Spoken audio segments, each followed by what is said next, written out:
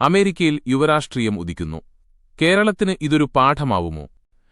American രാഷ്ട്രീയത്തിൽ ഒരു തലമുറ മാറ്റം ആരംഭിച്ചിരിക്കുന്നു. അതിന്റെ പ്രതീകമാണ് ന്യൂയോർക്കിലെ പുതിയ മേയറായ 34-കാരൻ സൊഹ്റാൻ മംദാനിയുടെ വിജയം.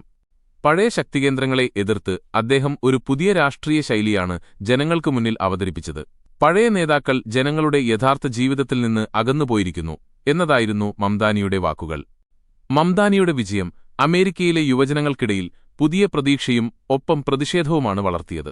സാമൂഹ്യനീതി, വീടുകളുടെ വില, യുവാക്കളുടെ ജീവിത പ്രശ്നങ്ങൾ ഇവയെ രാഷ്ട്രീയത്തിന്റെ മുൻനിരയിൽ കൊണ്ടുവന്നതാണ് അദ്ദേഹത്തിന്റെ ഏറ്റവും വലിയ ശക്തി.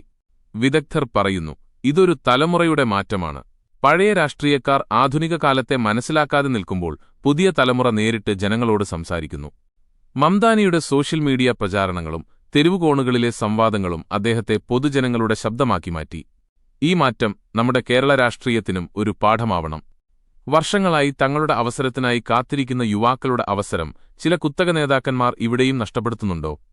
ഈ യുവരാഷ്ട്രീയം ലോകമെങ്ങും ഉയരുമ്പോൾ കേരളത്തിലെ യുവതയും പുതിയ ശബ്ദത്തിനായി കാതോർക്കുകയാണ്.